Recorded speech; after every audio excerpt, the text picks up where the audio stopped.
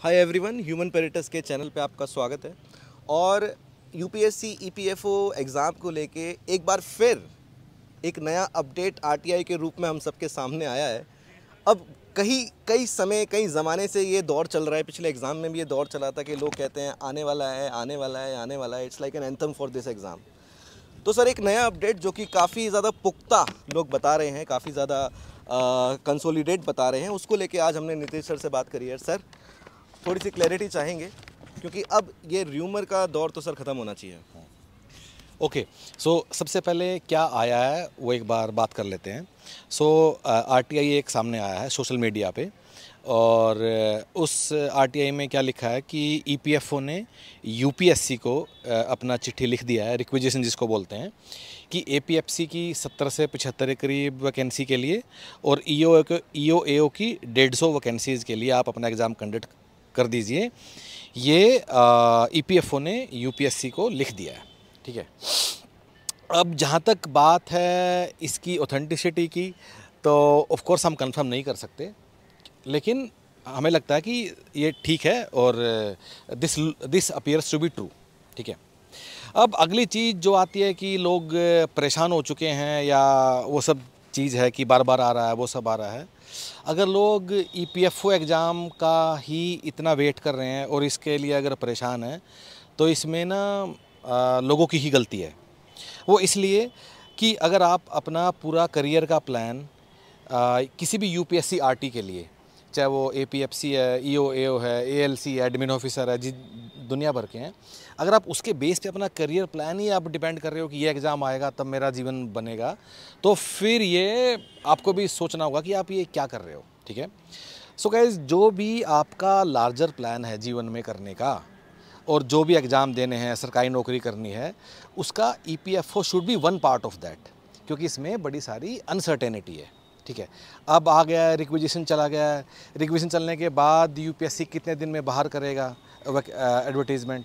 कई बार 2 महीने में करता है, कई बार हमने देखा कि 15 महीने बाद भी बाहर आता है वो। ठीक है, आई एम श्योर आप लोगों को पता होगा कि यूपीएससी आरटीज़ में जो रिक्रूटमेंट एग्ज़ाम है, जो रिक्रूटमेंट टेस्ट है, उसमें कुछ चल रहा है कि यूपीएससी ना हर 15 दिन में रिक्रूटमेंट वाले अपने एडवर्टीज़मेंट निकालता था। हर 15 दिन में, हर फ्राइडे को निकलता है वो शाम को।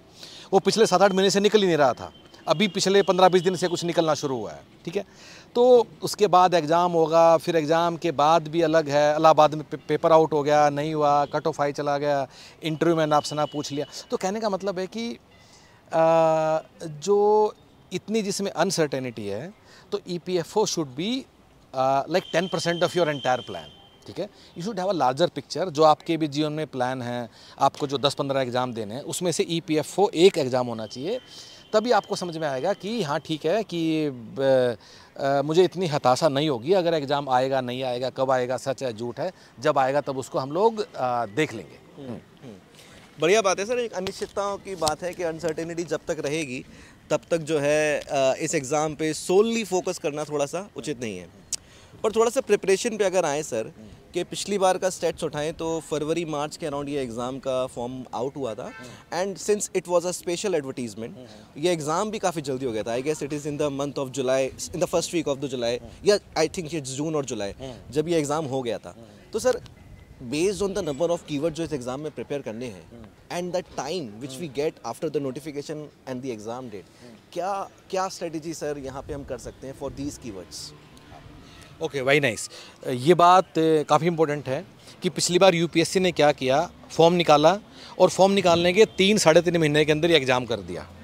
अब अच्छा खासा सिलेबस है, 15-16 कीवर्ड हैं, 3-3.5 महीने में तो सारा सिलेबस भी कर पाना संभव नहीं था।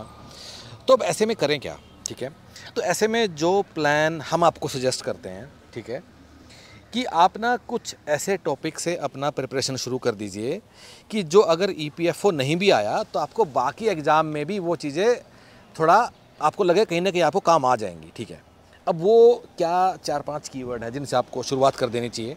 ठीक है, सबसे पहला है numerical ability and reasoning. Number 2 पे आता है इंग्लिश एंड जैसे न्यूमेरिकल एबिलिटी रीजनिंग के 15-20 सवाल आते हैं। ठीक है, इंग्लिश के यूजुअली 20 ही आते हैं हर बार, तो 120 में से 35-40 सवाल तो आपके यही होंगे। तीसरा है पॉलिटी।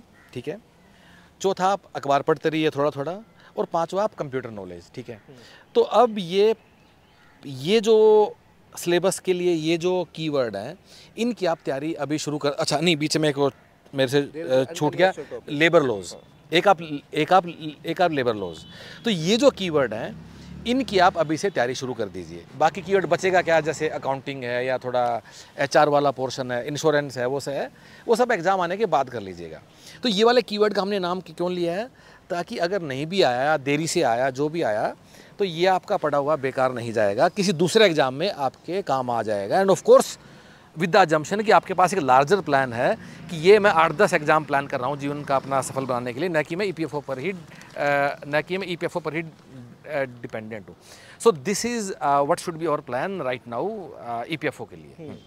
ठीक है sir. So finally human paradise किस तरीके से तैयारी कराता है इस एग्ज़ाम की? आई एम श्योर कि जो मेन टाइम है उस टाइम पे we are going to do many things. What students can take from us at this point of time? ठीक है, तो अच्छा, आप जो भी कर रहे हो, आप कोई भी किताब पढ़ रहे हो, कहीं से कोचिंग ले रहे हो, कुछ भी कर रहे हो, एक बार ह्यूमन पैराडाइज का 1 डे के लिए फ्री ट्रायल ज़रूर लेके देखना है, ठीक है। और आपको समझ में आ जाएगा क्यों पिछली बार कितने सारे RTs में हमारे इतने सारे सिलेक्शन हुए हैं, अपने आप को ये बात समझ में आ जाएगी, ठीक है। तो हमारी टीम से आप गेट इन टच, इस वीडियो के नीचे एक लिंक है that will connect you with our team via WhatsApp chat, उस पर आप क्लिक कर दीजिए, गेट कनेक्टेड। व्हाट्सएप पे आप कनेक्ट हो जाओगे, हमारी टीम को लिख दीजिए मुझे EPFO का पेपर देना है, मुझे 1 दिन का फ्री ट्रायल दे दो, और उसको अच्छे से एक बार देखिए क्या क्या चीज़ें हैं, कैसे हमने आपको दिया है, और आप दुनिया में सब चीज़ें भूल जाओगे और यहीं से तैयारी करोगे, ठीक है। सेकंड बात, एक तैयारी को लेके ना एक बात हो रहा है जो हम अभी मैं मतलब हाईलाइट करना चाहता हूँ। यूजुअली क्या होता है कि हम लोग कहीं कोचिंग लेते हैं, कहीं हम लोग जाते हैं, उसमें क्या जनरली क्या है, क्लास लगा लूँ, ये क्लास लगा लूँ, वो क्लास लगा लूँ, ये वीडियो देख लूँ, ये वीडियो देख लूँ, ठीक है। गाइस एक बात याद रखना, कभी सिर्फ क्लास सुनने से एग्ज़ाम पास नहीं होता है। एग्ज़ाम पास कब होगा? क्लास सुनने के बाद जब अपनी खुद से किताब पढ़ता है और जब आदमी खुद से सवाल लगाता है, ठीक है। ये बात हमेशा याद रखना। तो यूजुअली क्या गई, जैसे नोटिफिकेशन आया और एकदम क्रैश कोर्स कर लो, जल्दी कर लो, 2 महीने में ये कर लो, और लोग क्लास ही लगाते रह जाते हैं, एग्ज़ाम तक वो क्लास लगा के फिर वहाँ चले जाते हैं, याद कुछ आता नहीं, क्योंकि खुद बैठ के कभी पढ़ा नहीं है। तो अगर क्लास लगाना है, अगर आपको कोर्स देखना है, तो अभी देखिए। In fact what I will advise you, go more with recorded classes, ताकि अपनी स्पीड से, अपने पेस से आप उन चीज़ों को कवर करें। फॉर एग्जांपल, अगर आप मैथ्स पढ़ रहे हो, तो अगर एक टफर टॉपिक है, मे बी अगर आप प्रोबेबिलिटी कर रहे हो या फिर आप नंबर सिस्टम कर रहे हो, तो आप उसी क्लास लगा लीजिए। लेकिन ज़रा सोचिए कि डायरेक्शंस का टॉपिक है या फिर रिलेशनशिप का टॉपिक है, उसके लिए आपको क्लास लगाने की ज़रूरत है, या नंबर सीरीज़ है, लेटर सीरीज़ है। तो जहाँ रिक्वायरमेंट है वहीं आप क्लास लगाइए, प्रीफरेबली रिकॉर्डेड क्लास लगाइए, जल्दी से क्लास ख़त्म करके बाहर आइए। क्यों? क्योंकि क्लास लगाने से पेपर पास नहीं होगा, पेपर पास होगा क्लास के बाद खुद सवाल लगाने से या खुद अपनी किताब पढ़ने से, ठीक है। सो इसी सारी अप्रोच पे पूरा हमारा कोर्स बना है। वहाँ वीडियो क्लास भी है, कंटेंट भी है, सवाल भी हैं, और UPSC के सारे सवाल हैं। आपको 1 दिन का ट्रायल लेके मिलेगा। लेकिन हम कहने की कोशिश कर रहे हैं, हालांकि वहाँ क्लास है 400-500 घंटे का, पर नहीं देखना है सारा, अपनी रिक्वायरमेंट के हिसाब से। I think you should not watch more than 40-50 hours of classes. उसके बाद सारा टाइम सवाल लगाने पे आप कीजिए। सो टू आंसर योर क्वेश्चन, 1 दिन का फ्री ट्रायल लो, अपने आप देखो और कि हम लोग क्या करते हैं। Okay, so I guess students का काफ़ी सारा जो डाउट है वो क्लियर हुआ होगा। And thanks for your time sir. And आप लोगों को भी कुछ पूछना है, आप कमेंट भी कर सकते हैं, पर गाइस कमेंट से अच्छा है वहाँ एक नंबर दिया हुआ है, व्हाट्सएप है, डायरेक्टली कनेक्ट करिए and do ask anything. All the best. Thank you.